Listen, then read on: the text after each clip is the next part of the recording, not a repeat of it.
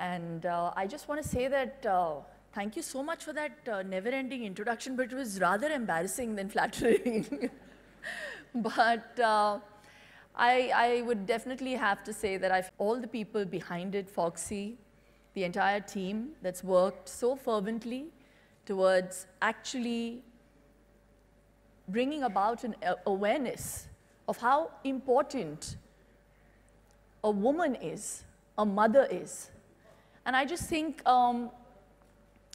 as a woman and as someone who has given birth, it is so important to value yourself.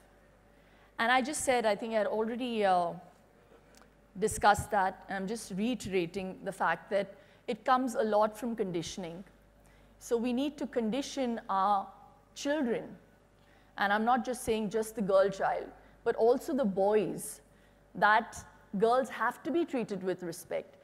And it is so important that you don't feel apologetic about taking care of yourself. For me, health is something that cannot be compromised. And I'm going to actually share with you my experience of motherhood, or rather my journey to motherhood, and how important the gynac in my life was. She's actually present here, Dr. Coelho. So when I discovered I was pregnant for the first time, I was overjoyed, and then I had a miscarriage. And it was devastating. I thought I'd never get pregnant again. And then I was diagnosed. I mean, someone as healthy as me was diagnosed with something called APLA. It's an antiphospholipid syndrome. I'm sitting in a room of gynecologists, so they would understand what that means. I, as a lay person, didn't know what it meant, but I was very frightened. And I just think that, you know, when we think of motherhood, it should be a very joyous experience, not a fearful one.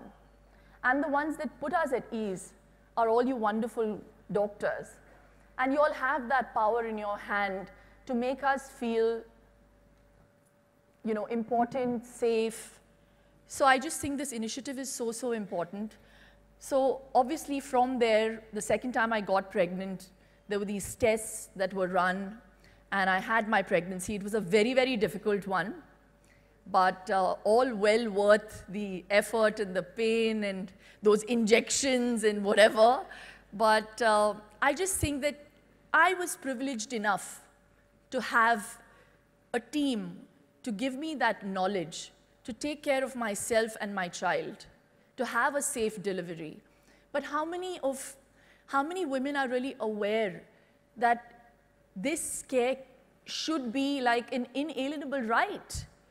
And I really think that, you know, that's the one thing, because we have ma'am sitting here. I think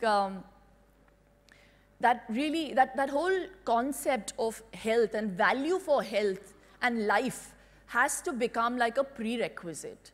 And that is the only thing that I would urge as a woman for people to recognize.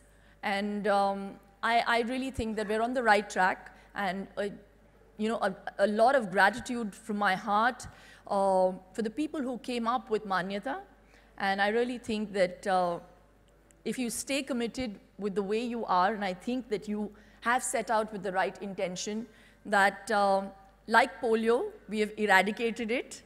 I hope if I can play a catalyst in maybe not eradicating, but definitely bringing down the mortality rate at childbirth. It was really scary. It's literally losing a plane full of people every day. So nearly 46,000 women die every year with childbirth. And it is appalling.